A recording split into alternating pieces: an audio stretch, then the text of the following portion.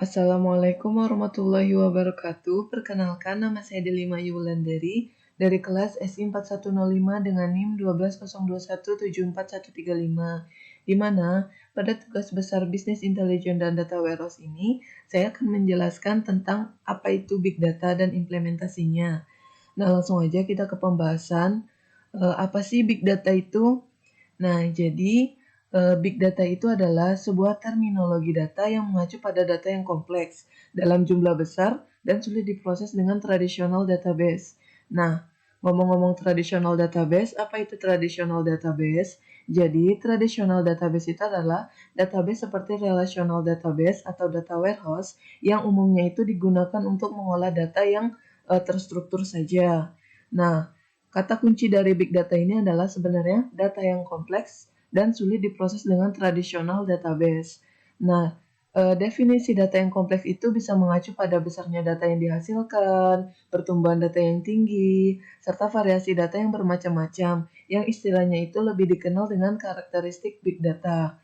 Nah, saat ini penggunaan istilah big data itu lebih mengacu pada penggunaan analitik prediktif dan analitik perilaku pengguna. Jadi, ketika orang melihat kompleksitas data, orang biasanya itu berkata, data ini harus diproses dengan big data agar apa? Agar datanya itu mendapatkan knowledge yang lebih baik.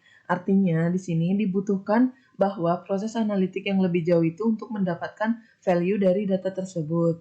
Nah, kemudian selanjutnya kita masuk ke dalam karakteristik big data. Nah, jadi big data ini juga mempunyai karakteristik agar mudah dipahami kapan data itu bisa dianggap sebagai big data. Nah, ada beberapa karakteristik big data yang dikenal dengan 6V.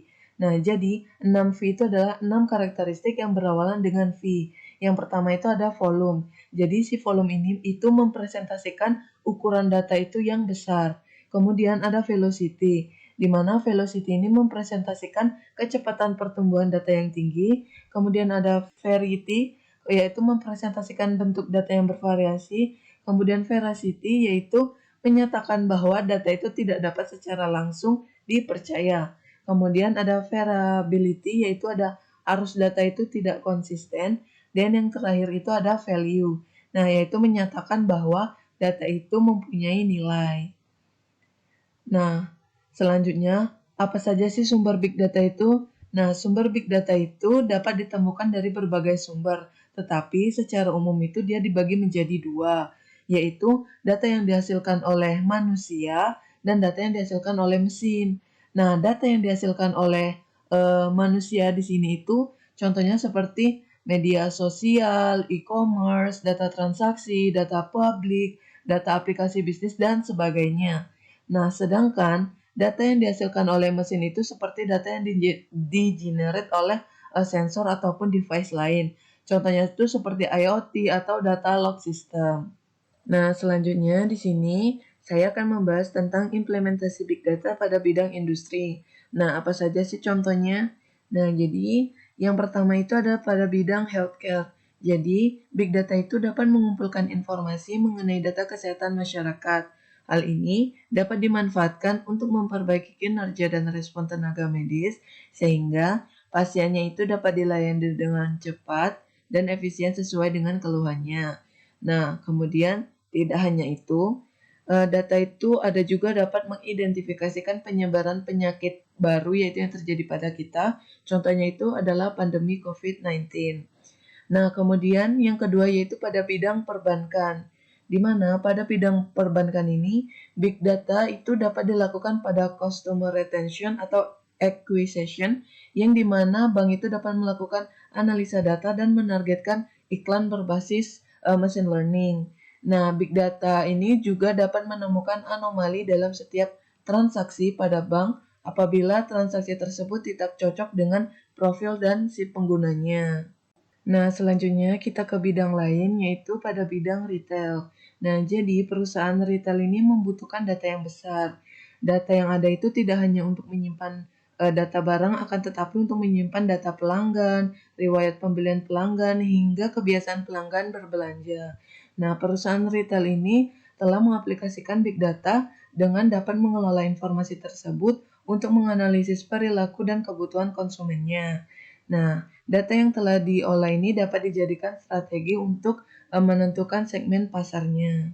Nah, kemudian pada bidang media dan hiburan ini, data yang terkumpul itu dapat dianalisis untuk mengetahui apa yang sebenarnya itu keinginan konsumen, sehingga dapat tercipta tren baru sesuai dengan target pasar. Nah, kemudian kita masuk ke bidang lain, yaitu ada pada bidang agrikultur. Nah, jadi Indonesia ini kan merupakan salah satu bangsa yang kaya akan sumber daya alamnya, di mana Big Data ini dapat menjadi salah satu teknologi untuk meningkatkan produktivitas hasil tani dengan cara memperbaiki sistem dengan riset yang valid. Nah, dalam bidang agrikultur ini, kita bisa melakukan riset di lahan pertanian dengan mengambil foto yang berhubungan dengan kualitas tanah, cuaca, pertumbuhan tinggi tanaman, dan sebagainya. Nah, di mana yang nantinya itu data tersebut akan dientry ke dalam big data dan dilakukan analisis. Nah, jadi hasil analisis ini tuh digunakan untuk membantu petani dalam meningkatkan produktivitasnya. Nah, selanjutnya kita masuk pada bidang manufaktur, di mana industri manufaktur ini merupakan salah satu industri yang terkena dampak dari tren big data, di mana hal ini dikarenakan sifat dasar dan jumlah data yang diproduksi dari bidang tersebut. Nah, beberapa proses manufaktur ini dapat ditingkatkan dengan menggunakan big data seperti manajemen risiko, meningkatkan kualitas produk, dan pertumbuhan perusahaan berbasis data serta logistik. Nah, jadi dengan tugas besar Big Data ini dapat saya simpulkan bahwa dengan proses data integrasi, industri itu dapat meningkatkan nilai data yang strategis, memperbaiki tindakan meningkatkan keuntungan, dan memperkuat hubungan dengan customer dan partnernya. Sehingga menurut saya, peran Big Data ini sangatlah penting untuk proses bisnis di zaman sekarang. Nah, mungkin apabila ada kesalahan kata ataupun penyebutan dalam hasil presentasi tugas besar ini, mohon dimaafkan. Saya akhiri wabillahi taufik wal hidayah. Wassalamualaikum warahmatullahi wabarakatuh.